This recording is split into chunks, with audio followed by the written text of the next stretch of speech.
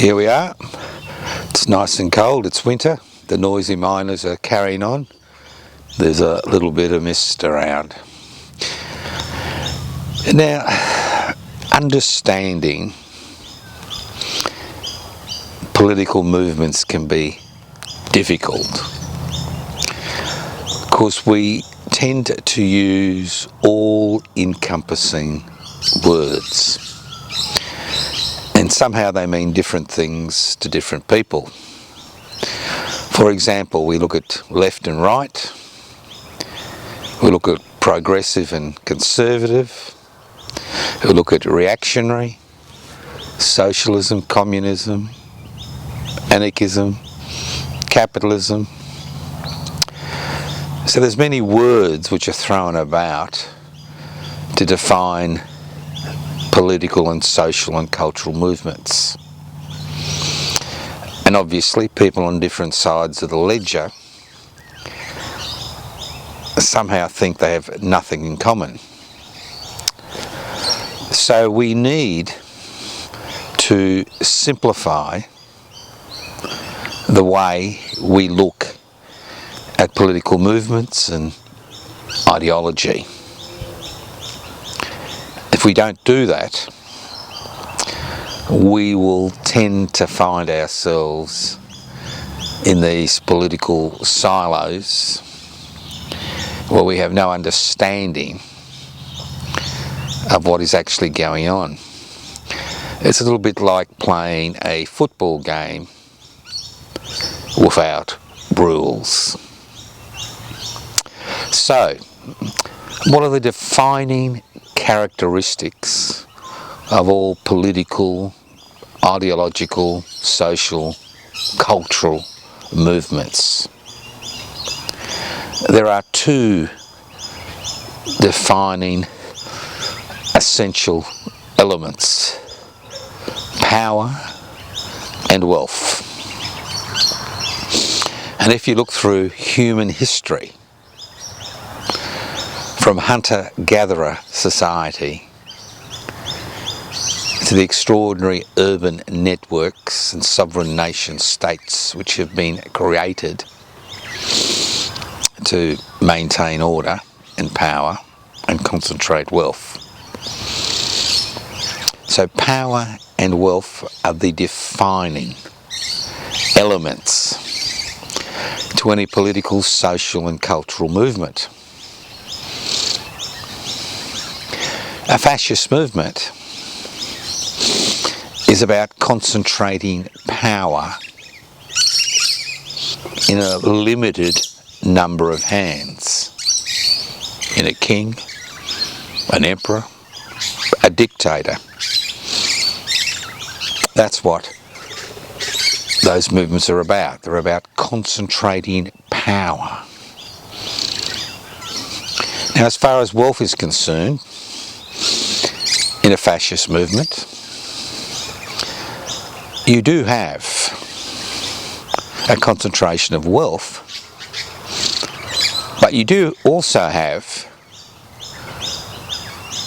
a redistribution of wealth. That's why the Nazis call themselves National Socialists. They had a nationalist ideology and an ideology where they attempted, and the key word is attempt,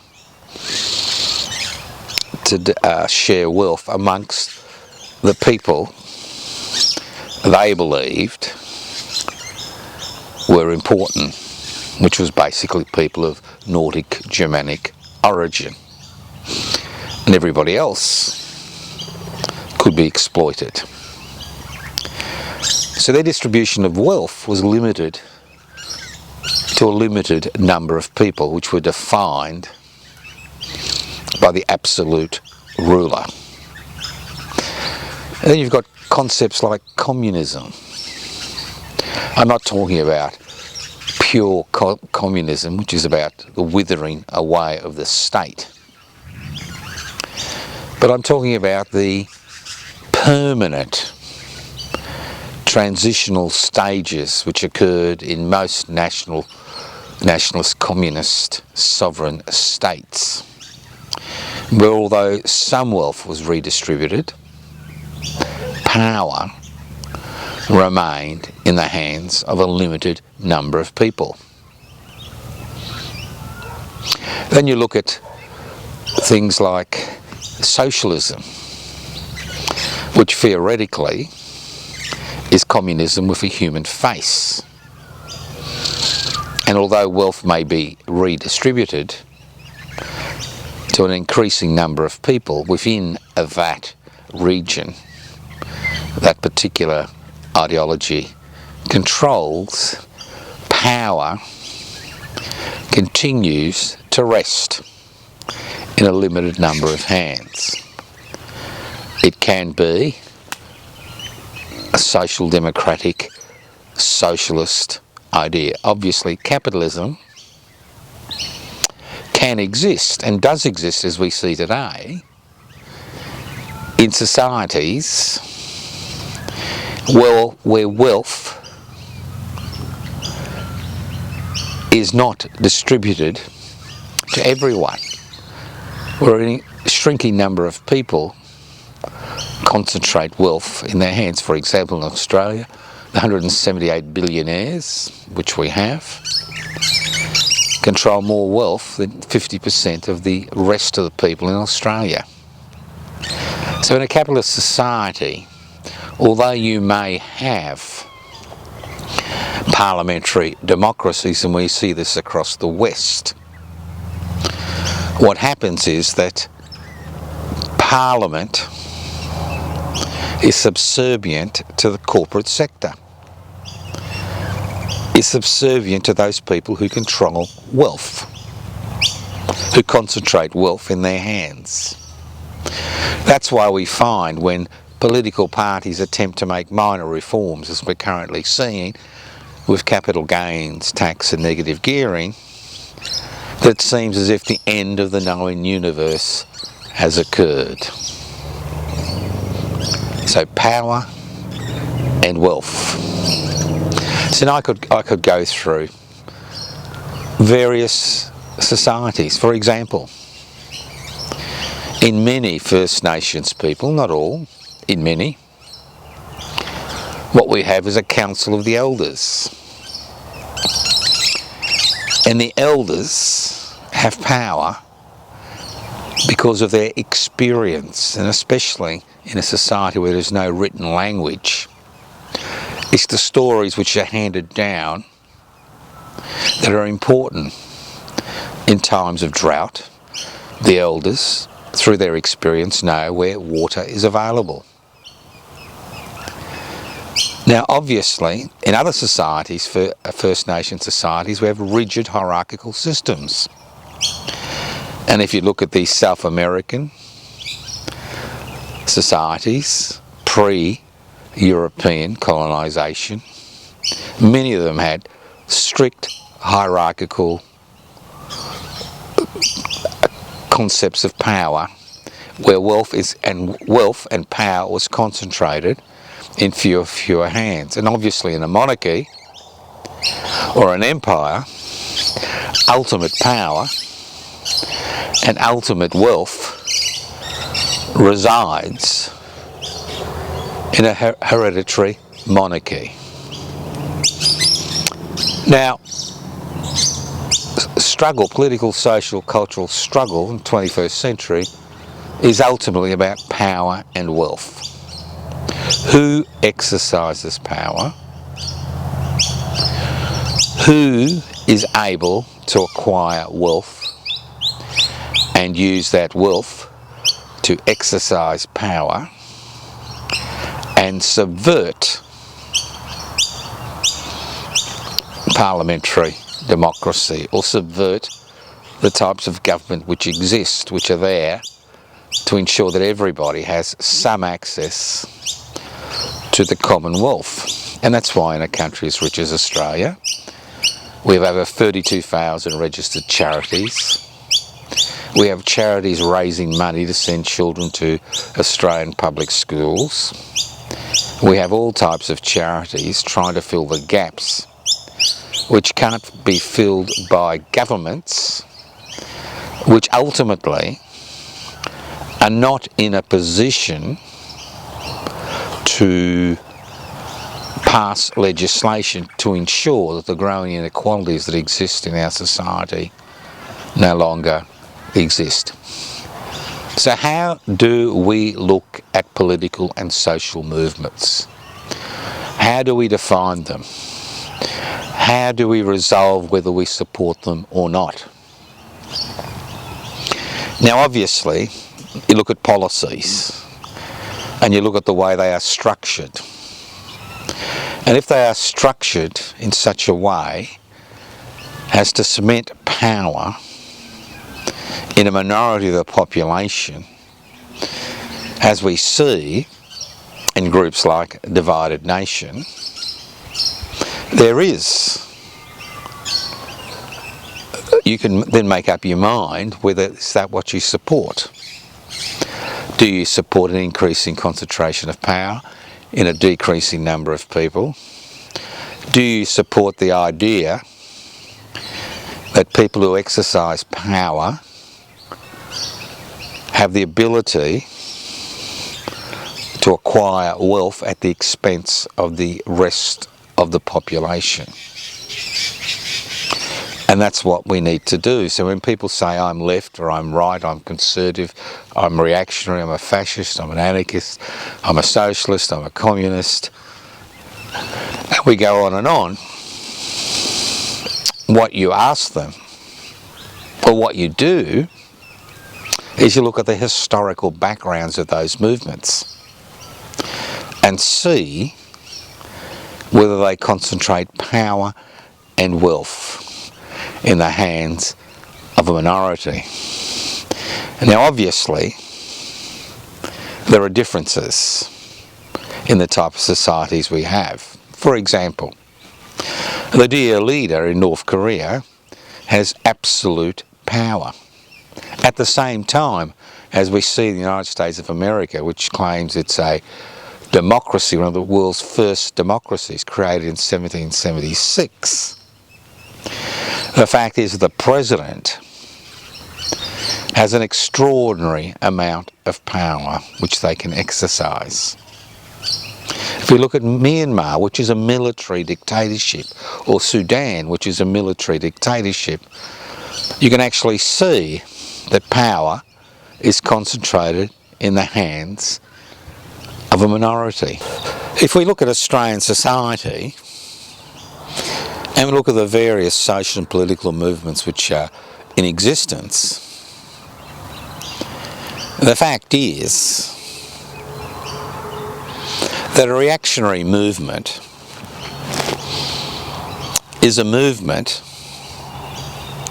which is happy to support the status quo as far as power is concerned, and in many regards is happy to ensure the divisions which exist continue to exist. So when you look at the Liberal National Party, what you see is political parties which are about maintaining the inequalities both as far as wealth is concerned and as far as power is concerned in our society. And they use words like nationalism, love of country, sovereign nation state, and the list goes on and on. If we look at the Alternative Liberal Party, masquerading as the Australian Labor Party, it's obvious they have lost the reformist roots which the party were formed on. The party was formed as a result of the failure of a number of strikes on the eastern seaboard of this country in the late 19th century. People entered the political fray, and it wasn't long before the Australian Labor Party was able to enter Parliament and dominate Parliament. And up to the beginning of World War I, Australia, as far as radical reform was concerned, was at the forefront in this country. If we look at the rise of Divided Nation, it's simply a reaction of the success of neoliberal ideology, which has been supported by the Labor Party and the Liberal Party and the National Party and a variety of other smaller groups, at the expense of the majority of people. But when you look at the policies of divided nation, those few policies they have, or their voting record in Parliament, it's obvious they support the current status quo and use nationality or nationalism or love of country as a mechanism, as the Italian fascists and the German Nazis and the Spanish Phalangists use to divide the nation. There's the other, and the other needs to be controlled and ultimately deported. So you've got all the, and then you've got the Australian Greens, which have policies which, as far as power and wealth is concerned, have a reformist tinge in comparison to the other political parties where they talk about a redistribution of wealth. But unfortunately, as far as the Australian Greens is concerned, their support basis is basically Australians who find themselves in decent, secure jobs. That's the main basis of their support. So people have choices in terms of the way they look at various political movements. Don't just use the term left and right or progressive and conservative. What we need to be looking at is their policies on the concentration of power and wealth. And you'll be amazed how easy it is then to decide what type of political party or movement you support. Do they support the decentralisation of power? Do they support the redistribution of wealth? Or do they support using terms based on division, whether it's race or religion? Do they support ideas that ensure the 1% continue to dominate not just the political agenda, but also the cultural agenda in this country? Ultimately, it's easy to be confused in a political marketplace where various political parties use rhetoric to generate fear and division in society, and then those same parties are manipulated by those who ultimately determine the type of policies we see that are put to Parliament. And if we don't realise this, we will continue to support political movements and political parties and cultural movements which ultimately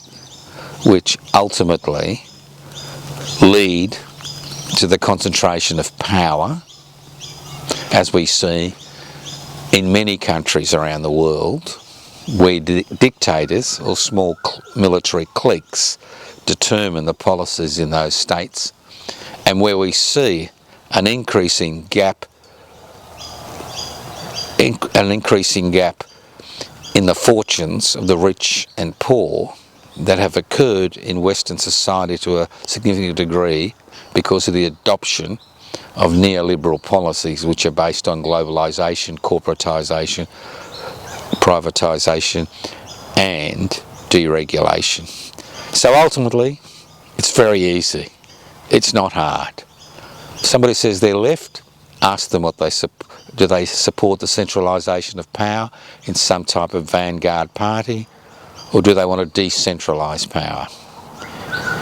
If they are concerned about the increasing gap between the rich and poor, and point their finger at the other for the situation they find themselves in, not the domination of society by those who have wealth, who ultimately determine the parliamentary legislation which occurs in this country. So, it's easy. It's about power and wealth. Once you get your head around that, you'll be able to understand the political, social and cultural landscape in the society you live in.